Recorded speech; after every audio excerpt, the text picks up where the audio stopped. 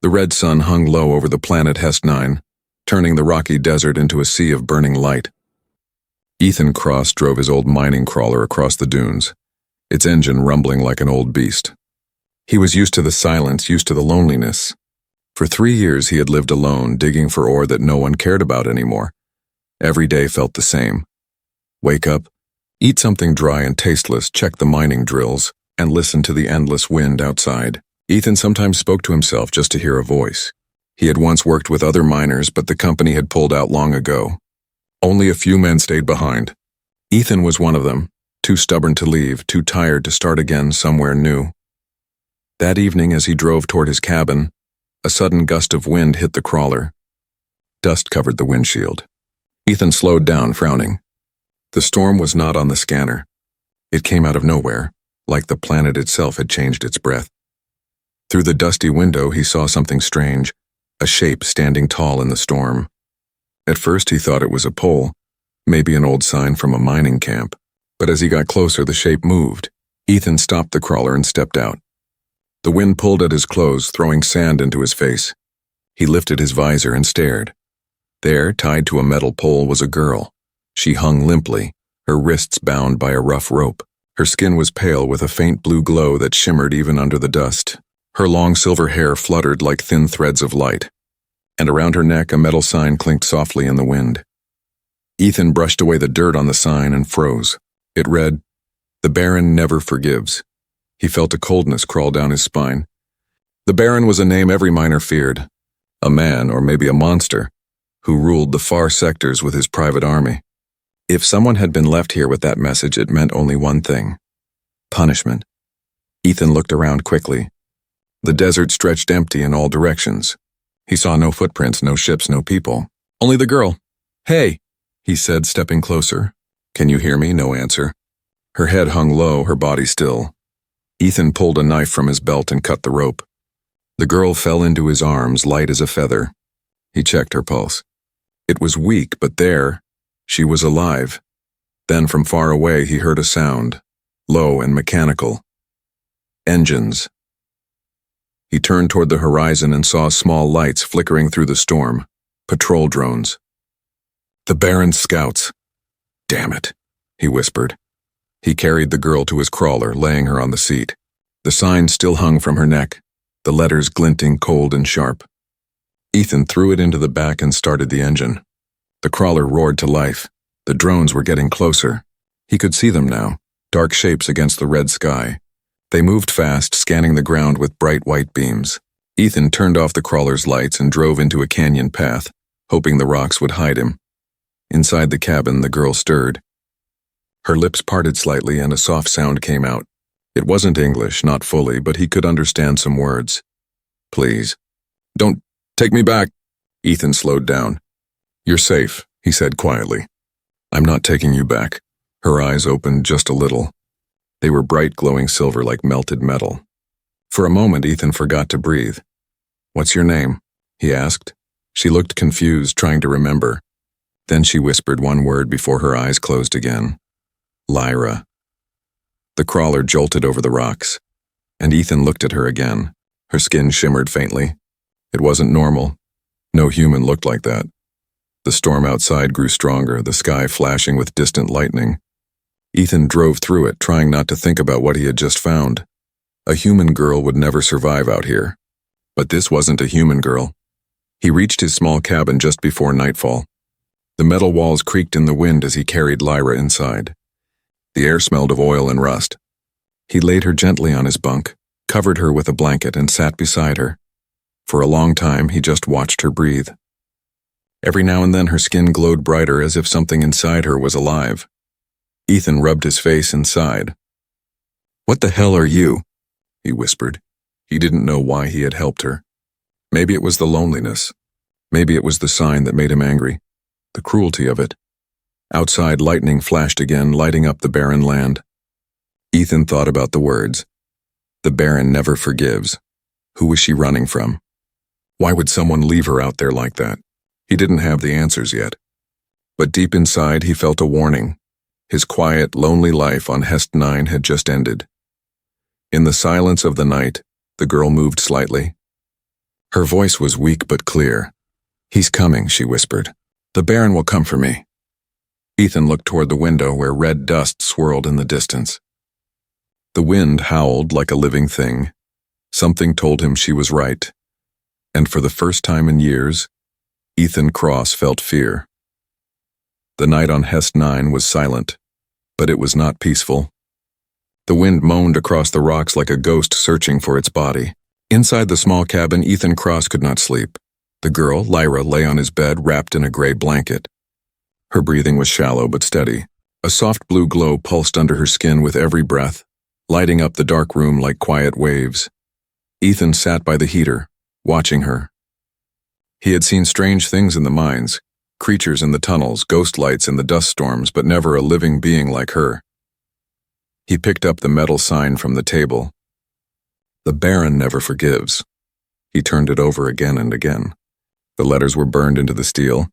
He could still smell the heat marks. Whoever did this wanted everyone to see it. He whispered to himself, "What did you do to make the Baron so angry?" As if hearing him, Lyra stirred. Her lips trembled and she opened her eyes. Silver light flickered inside them. Ethan leaned closer. "Easy. You're safe now."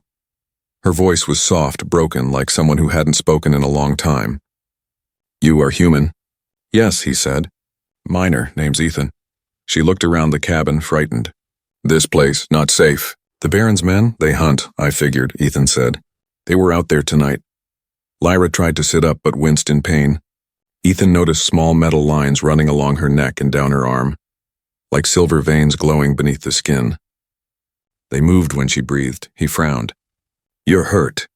You've got something inside you." She looked away. "It is not a wound, it is a prison." Ethan didn't understand. "A prison?" Lyra's voice trembled. "He put it in me, the Baron, to find me, to use me." She reached up weakly, her fingers brushing the marks on her neck. "It sends out signals. He can track me when the machines are near." Ethan's eyes widened. "So he can find this place?" She nodded. "If your machines are on, he will come." Ethan jumped up and moved fast. He switched off the heater, the scanners, and the mining beacon outside. The cabin fell into darkness and cold silence. Only Lyra's faint blue light remained. Ethan sat again, breathing hard. "You're saying he made you some kind of tracker?" Lyra shook her head slowly. "Not just tracker. I am the key." Her words sent a chill through him. "Key to what?" She looked at him with sad, bright eyes. "To his vault." Ethan had heard stories about the vault. Some said it was a fortress buried under the dunes, where the Baron stored alien crystals that could power whole cities. Others said it was a grave for all who betrayed him. Ethan swallowed. "So that's why he wants you back." Lyra nodded. "I escaped. I took what he cannot lose." Ethan waited, but she said nothing more. Her eyes began to close again, her light dimming. He sighed and covered her better with the blanket. "Get some rest. We'll figure this out." As he turned to leave, her hand caught his sleeve. "Ethan, why did you help me?" He looked down at her, surprised. "Because I couldn't leave someone to die like that." Her eyes softened, glowing faintly. "You are different from them." Ethan said nothing. He walked to the window and stared outside. The storm had passed, but the desert looked even more lifeless under the two moons. He missed Earth, the smell of rain, the sound of city lights, the voices of people. But those memories felt old and dusty now, just like the world he lived on. Behind him, Lyra whispered something in a language he didn't know. It sounded like music, soft and strange. Then she fell quiet. Ethan sat again, thinking. He had no idea what kind of trouble she brought with her. But the words on that sign haunted him. The Baron never forgives. If the Baron wanted her back, he would come with everything he had. And if Lyra could be tracked, they didn't have much time. Suddenly, a small red light blinked on the wall, the motion scanner, which Ethan had forgotten to shut down completely. He froze. The screen showed movement. Something or someone was approaching from the north ridge. Ethan grabbed his rifle and looked through the small window slit. In the distance, a faint beam of light moved slowly between the rocks. His stomach turned cold. Only one kind of patrol moved like that, the Baron's drones.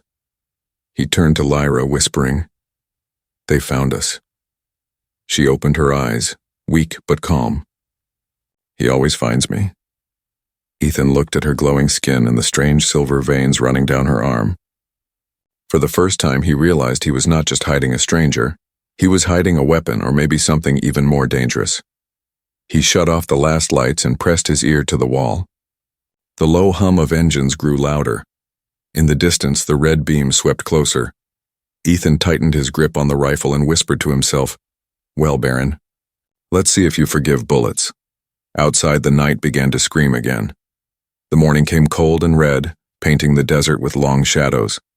Ethan Cross hadn't slept. The night had been filled with sounds, distant engines, faint lights over the dunes, and the feeling that something unseen was watching the cabin. Lyra was awake now, sitting weakly on the edge of the bed. Her silver eyes looked dull, but her skin still glowed faintly beneath the rough blanket. Ethan moved quietly, checking his rifle, listening to the wind. The silence outside was not real. It felt too heavy, too careful. He had lived alone on this planet long enough to know when something was wrong. He stepped to the window slit and saw it, a dark speck moving slowly across the ridge. It was not a drone. It was walking a man, or something that used to be one. Ethan's stomach tightened. The figure was tall, wrapped in black armor that shimmered faintly under the sun. A long coat fluttered behind him, dust swirling around his boots. His head was half covered by a mask made of dull metal, and from one side of his face a red lens glowed like a burning eye. Ethan whispered, "Not good." "Not good at all." Lyra's voice was low but steady. "He is one of the Baron's hunters." Ethan turned to her. "You know him?" "Yes, his name is Krell." She looked down, her voice trembling. "He kills for the Baron, and he never comes alone." Ethan's pulse quickened. "Then we better make sure he doesn't find you." He moved fast, shutting the power, sealing the metal shutters and checking the vents. The cabin grew darker, colder. He crouched near the door, waiting. Minutes passed. Then, 3 slow knocks on the metal door. Knock, knock, knock. Each one echoed like a hammer inside Ethan's chest. A deep, calm voice came from outside. "Ethan Cross, this is Krell, acting under the Baron's authority." "I wish to speak." Ethan froze. How did he know his name? Krell spoke again, louder this time. "You are a miner, a loyal worker. I have no wish to harm you. There was a disturbance in this sector last night. You may have seen something." Ethan stayed silent. He could hear faint clicks, mechanical limbs adjusting, armor plates shifting. This man was not fully human. Krell's tone grew colder.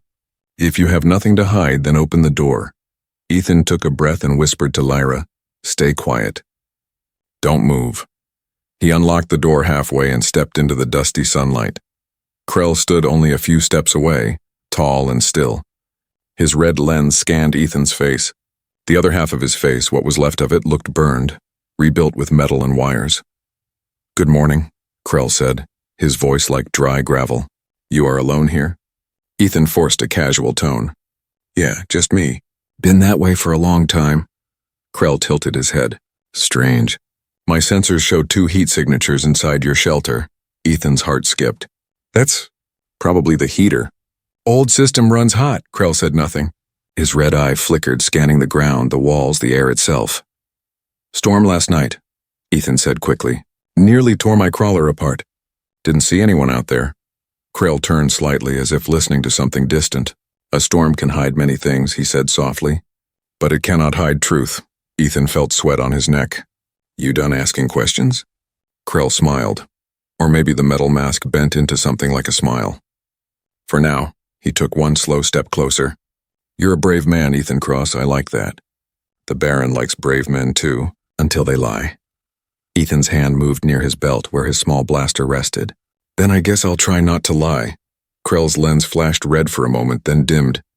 "Be careful what you try." He turned and began to walk away toward the dunes.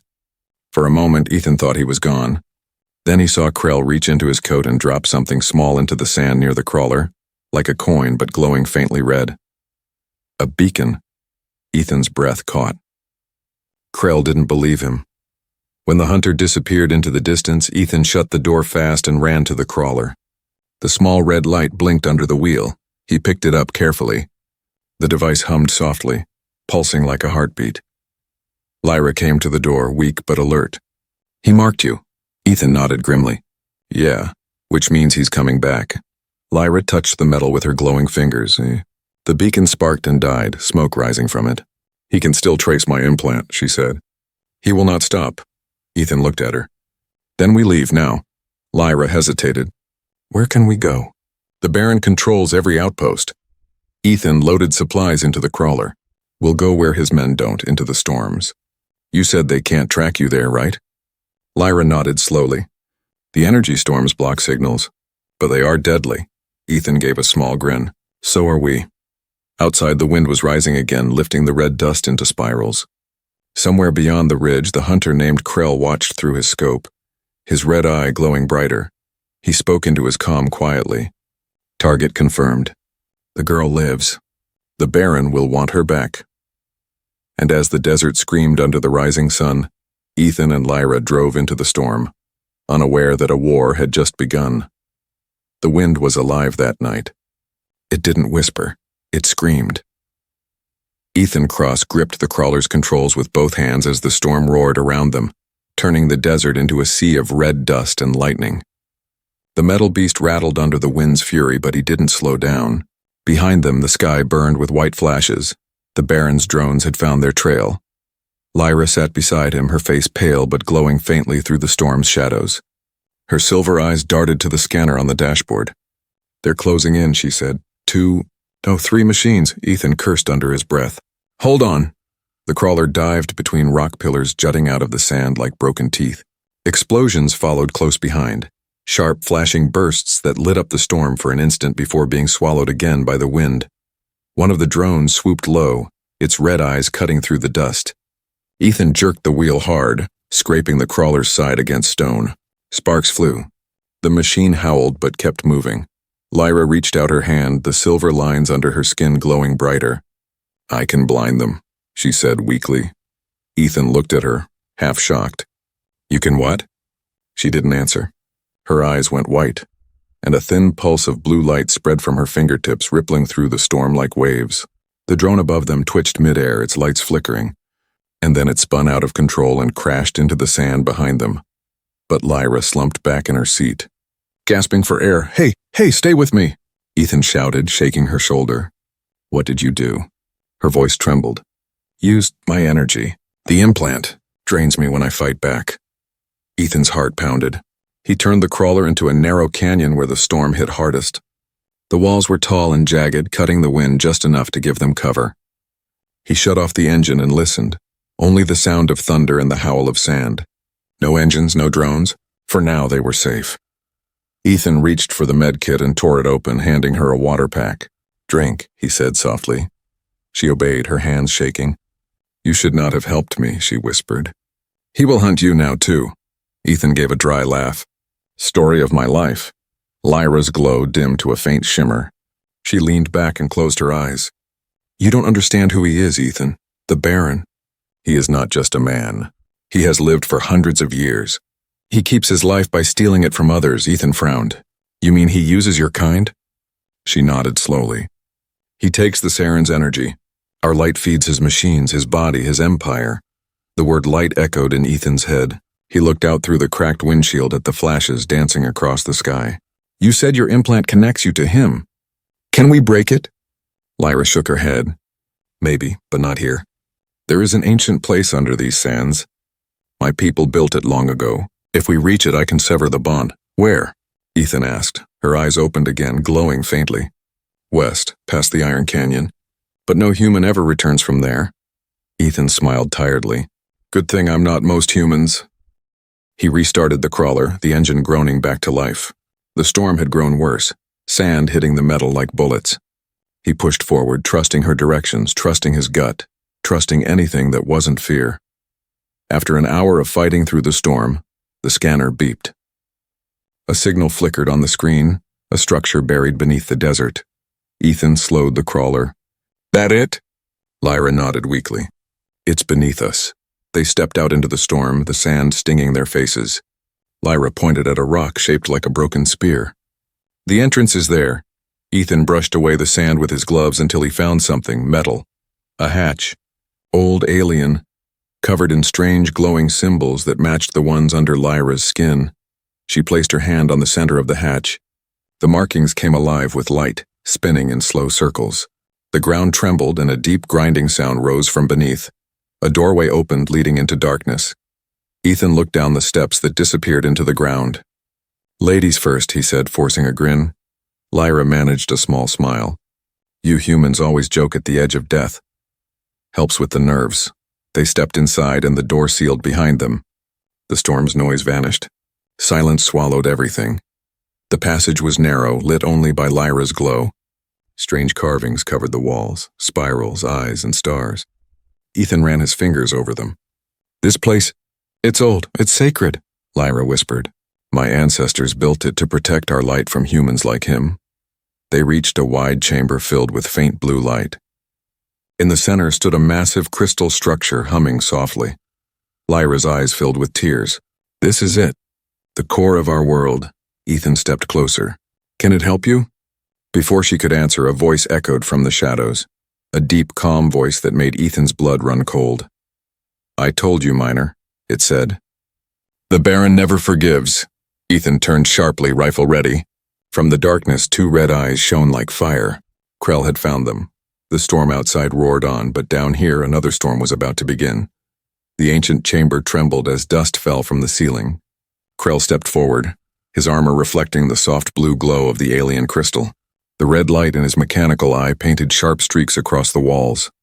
Ethan stood between him and Lyra, holding his rifle steady though his hands were shaking. Krell's voice was calm, almost gentle. "Step aside, Miner. You don't know what you're guarding." Ethan's grip tightened. "I know you're not taking her." Krell's head tilted slightly. "You think she's your friend? You think you're her savior? Look closer." He raised a small device and pressed a button. The crystal in the center of the room pulsed brighter and suddenly the walls lit up, projecting moving images. Ethan turned, eyes wide. The carvings were alive now, showing ghostly figures of humans and aliens chained together, working in the mines. Their energy pulled from their bodies and fed into machines. Lyra cried out, clutching her head. "Stop it, you're hurting them." Krell didn't blink. "This is truth. The vault holds the memories of your kind."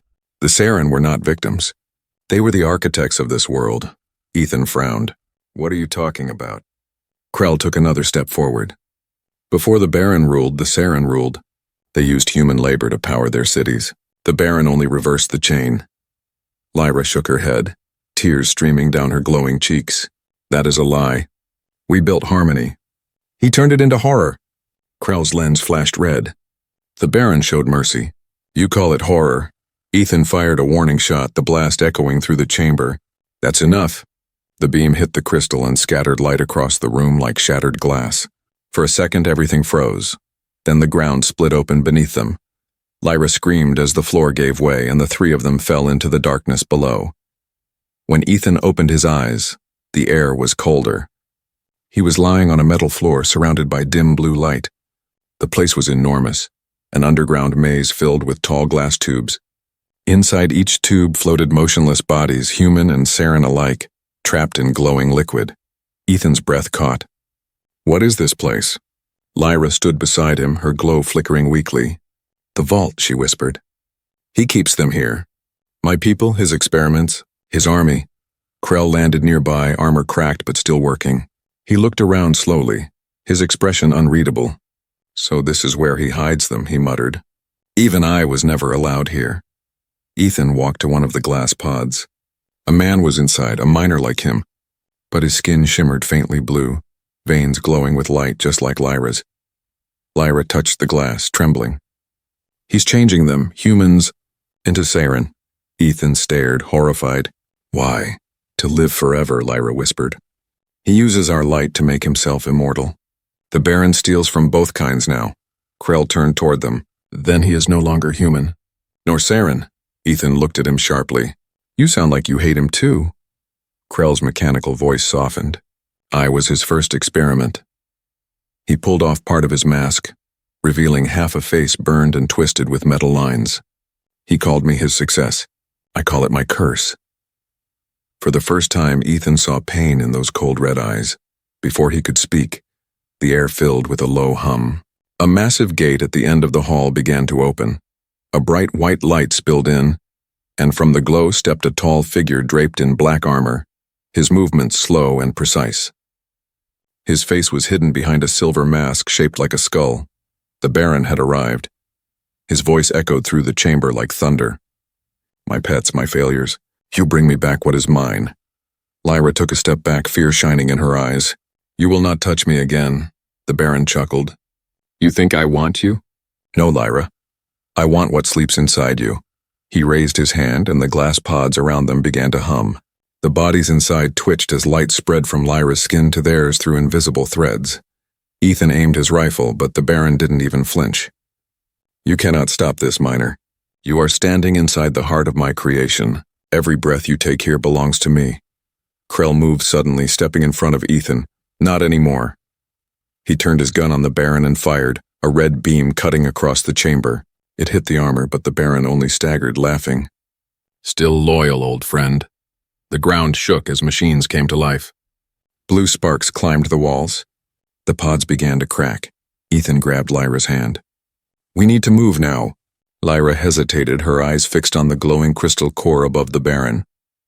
"If we destroy that, the others might be free." "Then we destroy it," Ethan said. She looked at him sadly. "It could kill us both." Ethan loaded the rifle. "Better than dying in a cage." They ran toward the core as the Baron's voice roared behind them. "You cannot kill light, boy." "I am the light!" Krell turned to face him, drawing 2 blades from his back. "Then let's see how bright you burn." As Ethan and Lyra climbed toward the glowing heart of the vault, the chamber exploded with sound, metal, and fury, and the war for Hest 9 began. The vault shook like a living beast. Lightning ran across the walls, feeding power into the glowing crystal heart that pulsed above them. Every pulse felt like a heartbeat, steady, powerful, endless. Ethan Cross dragged Lyra behind a broken pillar as shards of glass and metal rained from above. Krell fought below, his twin blades flashing red in the flickering light. The Baron stood at the center of the chaos, calm as death, his long cloak flowing in the wind that came from nowhere. Lyra looked up at the pulsing crystal. "That is his core," she whispered. "It keeps him alive," Ethan nodded. "Then we end it." He checked his blaster, only 2 charges left. It wouldn't be enough. But he didn't care. He'd already made his choice. Krell slammed into the ground near them, armor smoking. Sparks flew from the seams of his mechanical arm. "You can't destroy him with weapons," he growled. "He feeds on power. You have to cut off his source." Lyra's eyes glowed brighter. "Then I will." Ethan grabbed her wrist. "No, he'll kill you." She smiled sadly. "He already has." Before Ethan could stop her, she stepped out from cover. Her skin began to shine, brighter and brighter, until her whole body looked made of starlight. The Baron turned, his mask reflecting her glow. "Ah, my little thief," he said softly. "You finally stopped running." Lyra's voice was clear, strong. "You stole my people's light. You turned hope into hunger. No more." The Baron laughed, a sound that made the floor vibrate. "You are nothing without me. You were built to serve me. You were made to be my heart." He lifted his hand, and the metal veins across the walls began to move like living snakes, wrapping toward her. Ethan fired at them, trying to keep them back. "Run, Lyra!" But she didn't move. She closed her eyes and placed her hand on her chest. The light inside her began to spread, burning through the darkness. Krell limped forward, standing beside Ethan. "She's trying to overload his link," he said. "If she does that, everything in here will burn." Ethan gritted his teeth. "Then we help her finish it." He ran straight toward the Baron. The ground cracked under his boots as he fired again and again, each shot lighting up the dark. The Baron didn't even flinch. He raised his hand and the blaster flew from Ethan's grip, ripped away by invisible force. "You think you can stop me, Miner?" the Baron hissed. "I built this world. I am its god." Ethan spat blood and stared up at him. "You're just a coward hiding behind machines." The Baron's red eyes flared through his mask. He raised his arm to strike him, but before he could, Krell leapt between them, plunging both blades into the Baron's chest. The Baron roared, grabbing Krell by the throat. "Traitor." Krell's voice was faint but steady. "Not traitor. Just free." He triggered the explosives on his armor. Light burst across the chamber like a second sun. The explosion threw Ethan backward, crashing him against a wall. the air filled with fire and smoke. When Ethan opened his eyes, the Baron was on one knee, his armor cracked, dark fluid leaking from his side. Krell was gone. Only his broken helmet remained. Lyra stood in front of the crystal now, her light shining like a star about to die. Ethan crawled toward her. "Lyra, stop. You'll burn yourself out." She looked down at him with tears glowing on her cheeks. "If I don't, he'll rise again. He cannot live without the core, but the core is inside me now." Ethan's voice broke. "There has to be another way." Lyra smiled softly. "There isn't, thank you, for seeing me as more than a machine." The Baron tried to stand, reaching out with his blackened hand. "You are mine, Lyra." She looked at him one last time. Not anymore. She pressed both palms to the crystal. The chamber exploded with light, pure white, endless. The sound was like 1,000 voices crying and then falling silent. Ethan shielded his eyes. The heat hit like a wave, and then everything went quiet. When the light faded, the vault was gone, just ruins and silence. The Baron lay motionless, his mask cracked, his body turning to ash. The crystal was shattered. In the middle of the destruction stood Lyra, her glow fading. Ethan stumbled to her side, catching her as she fell. "Lyra, you did it." She touched his face weakly. "The others are free. You must go before this place collapses. I'm not leaving you." Her lips trembled in a small smile. "You must. Promise me." He couldn't speak. He just nodded. Her fingers brushed his cheek one last time. "Thank you. For the stars." And then her light went out. The ceiling began to crumble, red dust falling from above. Ethan held her close for one final second. Then he ran, the tunnels collapsing behind him. He didn't look back. He didn't need to. The Baron's voice was gone. The desert was finally quiet. Outside, the storm had passed. The sun rose slowly over the dunes, soft and gold. Ethan stood alone, the wind brushing against his face. For the first time in years, he didn't feel lonely. He felt free. But far in the sky, a faint shimmer of silver light flickered, disappearing into the stars. Lyra was gone. Or maybe, not completely. The desert was quiet again. For the first time in years, there were no engines, no drones, no screams of metal tearing the air. Only the whisper of the wind over the broken land. Ethan Cross stood on the edge of what had once been the Baron's vault. Now it was nothing but a crater of blackened stone, still glowing faintly with blue cracks deep beneath the surface. Smoke rose in thin lines that looked like ghosts drifting into the dawn sky. He was covered in dust and blood, but he was alive. Lyra wasn't. He still couldn't believe it. Every time he closed his eyes, he saw her. Her silver glow, her quiet smile, the way she looked at the stars like they were old friends. He had buried what remained of her near the ruins, under a cairn of stone. No body, just the small pendant she had worn around her neck. A simple shard of crystal with faint light still pulsing inside it. Ethan touched it gently. "You did it," he whispered. "You saved them all." The morning sun climbed higher, turning the sand gold. In the distance, he could see ships moving through the clouds, scavengers, miners, maybe soldiers coming to claim what was left. But Ethan didn't care. The Baron was gone. The vault was gone. The slaves, human and Siren alike, and were free. He climbed into his old crawler. The engine coughed, but started. It felt strange driving alone again. For years, silence had been his companion. Then came Lyra, a light that had burned too bright, too fast. And now silence again, but different this time. It wasn't empty. It was peaceful. Hours passed as he drove through the wasteland. The radio was dead, the scanners useless. The only sound was the hum of the crawler and the wind. At sunset, he stopped on a ridge and looked at the sky. It was clear tonight, no dust storms, no thunder. Just stars, thousands of them shining cold and beautiful. He remembered her last words. "Thank you." "For the stars." Ethan smiled faintly. "You're welcome, Lyra." He opened his hand. The crystal pendant glowed softly as if answering him. Then, something happened. The light inside the crystal grew brighter, spinning like a small galaxy trapped in glass. Ethan blinked and leaned closer. "What the—" A holographic image flickered to life above his palm. It was Lyra, faint like moonlight through fog. Her voice was soft but clear. "Ethan, if you are seeing this, it means I am gone. But part of me remains inside the light." Ethan's throat tightened. He couldn't speak. Lyra continued, her eyes shimmering with calm. I linked my essence to the energy network before the vault collapsed. The Saren are free now, scattered across the stars. But the Baron was not alone. Others like him exist, men who will rise again from the dark. Her face softened. You once said you were just a miner. But you are more, Ethan. You are proof that mercy still lives among the stars. The image began to fade. If you ever look to the sky and see the silver light, know that I am watching. Then she was gone. The pendant dimmed again, quiet and still.